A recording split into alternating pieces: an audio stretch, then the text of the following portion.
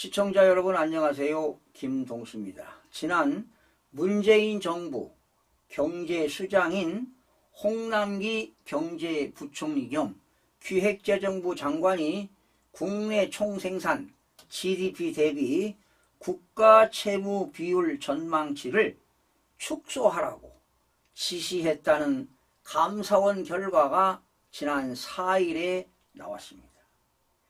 나라 돈을 펑펑 쓰면서 재정 건전성에 대한 비판이 우려되자 경제수장이 지표 자체를 왜곡하도록 했다는 것이 감사원의 결론입니다.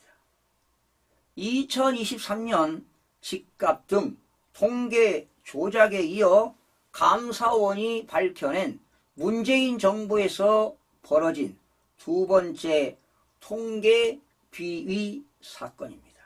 특히 경제총사령탑인 경제부총리까지 국가 통계에 분치를 했다는 점에서 더욱 참담함을 느낍니다.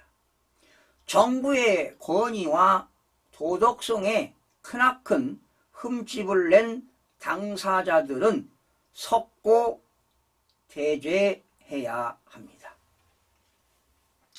홍 전 부총리가 분식 지시를 내린 것으로 파악된 시점은 2020년입니다.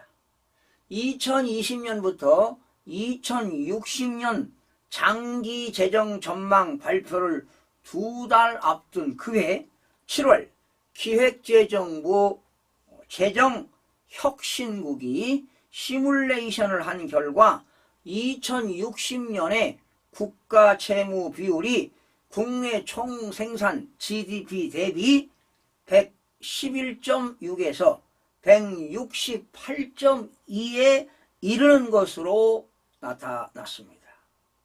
재정혁신국은요, 홍 전 부총리에게 2060년에는 국가 채무 비율이 153.0% 이란과 129.6%인 이안으로 전망하는 두 가지 안을 보고했습니다.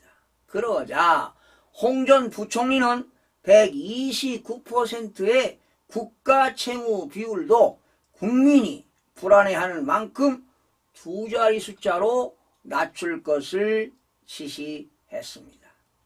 총 재정지출 증가율의 상한선을 경제 성장률로 묶어두는 방식을 이용했다는 것이 감사원의 지적입니다.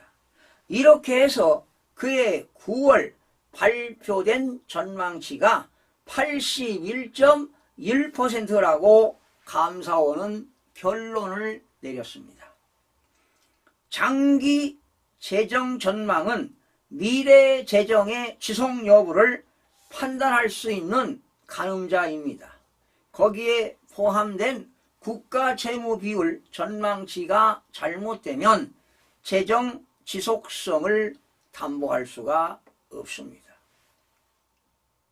그런데도 홍 전 부총리는 당장 잘 보이려고 통계 조작을 선택했습니다. 국내외 정부 신뢰를 잃게 할 위험한 일을 경제부총리가 서슴없이 한 것입니다. 통계 자료에 기반한 정책들이 효과를 내고 미래의 청사진을 그리려면 국가 통계에는 한치의 오차도 없어야 합니다. 감사원 발표는 문정부 때 일이지만 현 정부에 주는 교훈도 크다고 봅니다. 지난해 7월부터 12월 주택 인허가 착공, 준공 물량이 19만 2천 가구나 누락된 사건도 있었습니다. 통계 조작이 아닌 통계 오류도 정책 신뢰에 악영향을 주는 것은 명백합니다. 지난 3월입니다. 검찰은 집값 통계 조작 혐의로 문정부 고위 인사 11명을 기소한 바 있습니다.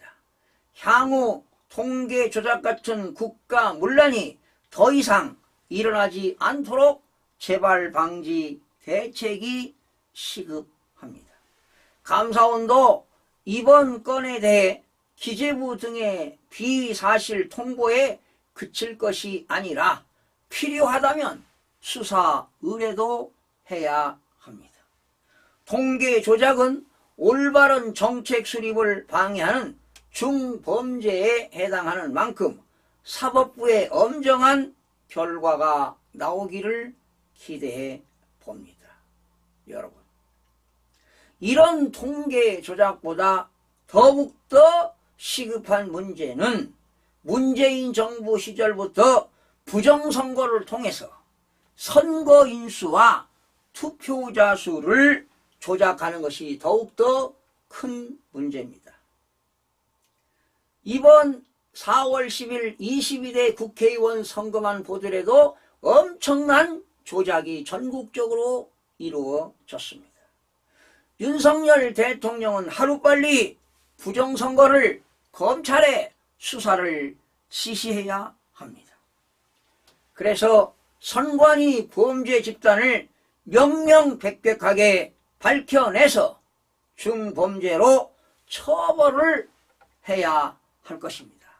그래야 돌아오는 2026년 지방선거와 2027년 대통령 선거에 두 번 다시 부정선거가 일어나서는 안 되는 겁니다. 또다시 부정선거가 발생한다면 대한민국은 자유민주주의에서 침몰하게 되고 전체주의로 갈 수밖에 없다는 사실을 우리 국민 모두가 함께 알아야 할 것으로 보입니다. 시청해 주신 여러분 고맙습니다.